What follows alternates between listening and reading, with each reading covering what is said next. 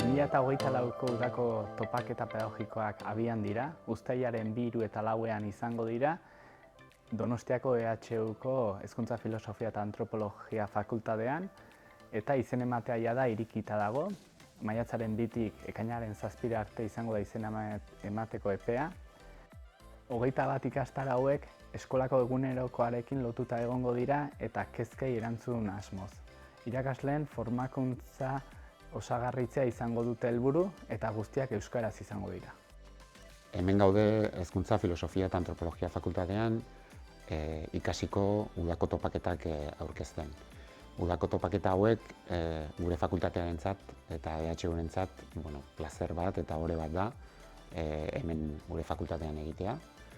Guretzako ikasirekin dugun harremana indartzeko eta aurrera begira zubi lan horiek hobeto sendotzeko balio duten topaketa batzuk dira. Baina baita ere, hezkuntza komunitatearekiko harreman horiek ere indartzeko balio dute topaketa hauek, ez? Nolabait, guretzako hezkuntza komunitatean gertatzen diren behar eta formakuntza behar horiei erantzuteko topaketa hauek oso egokiak dira. Eta komunitatea gurera gerturatzen denean guk zentzu horretan pozez eta zorionez edo hartzen dugu beraien gerturatzea hau, ez?